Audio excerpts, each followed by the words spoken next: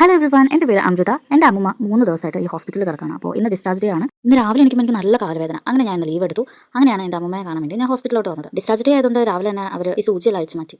അത് കഴിഞ്ഞ് ഞാൻ നേരെ പോയത് രാവിലെ തന്നെ പൊറോട്ട തിന്നാൻ വേണ്ടിയിട്ടായിരുന്നു. പൊറോട്ടയും മുട്ട റോസ്റ്റും ആയിരുന്നു. വലിയ കുഴപ്പമൊന്നും ഉണ്ടായിരുന്നില്ല. സവാളയുടെ നല്ല മതിപ്പുണ്ടായിരുന്നു. പിന്നെ ഈ മുട്ടയൊക്കെ കൂട്ടി ഈ കാപ്പിയും കുടിച്ചു. അങ്ങനെ തിരിച്ചു പോന്നു. തിരിച്ചു പോന്നു കഴിഞ്ഞപ്പോഴാണ് ഇവിടെ പീഡിയാട്രിക്സിൻ്റെ ഹോസ്പിറ്റലും കൂടി ആയതുകൊണ്ട് കുട്ടികൾക്ക് കളിക്കാനുള്ള സെറ്റപ്പും കൂടി റെഡിയാക്കിയിട്ടുണ്ട്. അപ്പോൾ മരുമോളെ കിട്ടിയെന്ന് പറയണം. ഒരു നല്ല മരുമോളെ ഞങ്ങൾക്ക് കിട്ടിയില്ലെന്ന് പറയണം. അങ്ങനെ ഈ സ്ത്രീധന കഥ എല്ലാം കഴിഞ്ഞപ്പോൾ ഞാനും അമ്മയും അതുപോലെ അമ്മമ്മയും നന്നായിട്ട് കിടന്നു ഒന്ന് ഉറങ്ങി.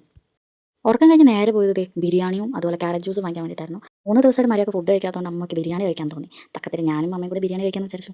അങ്ങനെയാണ് ഞങ്ങൾ ബിരിയാണി എടുത്തത്. ഹോസ്പിറ്റലിൽ എത്തിയിട്ടുണ്ട്. അങ്ങനെ നമ്മൾ റൂം എത്തിയിട്ടുണ്ട്. ഇനി നമുക്കങ്ങോട്ട് ബിരിയാണി തിന്നാം. 5 ബിരിയാണി, 3 ക്യാരറ്റ് ജ്യൂസ്, ഒരു ഷേക്ക്. ഇവർ രണ്ടുപേരും ബിരിയാണി എല്ലാം കഴിച്ച് അവിടെ കിടക്കുന്ന സമയത്ത് ഞാൻ ഒറ്റയ്ക്കിരുന്ന് അങ്ങ് ബിരിയാണി സൂപ്പറായിട്ട് കഴിക്കാതിരുന്നിട്ട് ബിരിയാണി കഴിക്കുകയാണ്. ഒരു ഡീസൻറ്റ് ബിരിയാണി തന്നെയായിരുന്നു. വലിയ കുഴപ്പമൊന്നുമില്ല. 3 വലിയ പീസ് ഉണ്ടായിരുന്നു. പിന്നെ അതിലൊരു ഫ്രൈഡ് ചിക്കൻ ആയിരുന്നു. ബാക്കി രണ്ട് നോർമൽ ബിരിയാണിയിലുള്ള ചിക്കനായിരുന്നു. അത്യാവശ്യം നല്ല ടേസ്റ്റ് ആയിട്ടുണ്ടായിരുന്നു. എനിക്കത് അത്യാവശ്യം നന്നായിട്ട് ഇഷ്ടപ്പെട്ടിട്ടുണ്ടായിരുന്നു. വൈകിട്ടായപ്പോഴത്തേക്ക് പഴംപൊരിയും അതുപോലെ ചായയും കുടിച്ചിട്ടുണ്ടായിരുന്നു. അപ്പോഴത്തേക്ക് അമ്മായി വന്നിട്ടുണ്ടായിരുന്നു. അമ്മായിട്ടൊക്കെ വർത്താനം പറഞ്ഞു കുറച്ച് നേരം ഒന്ന് കിടന്ന് ഫോണിൽ കളിച്ചു.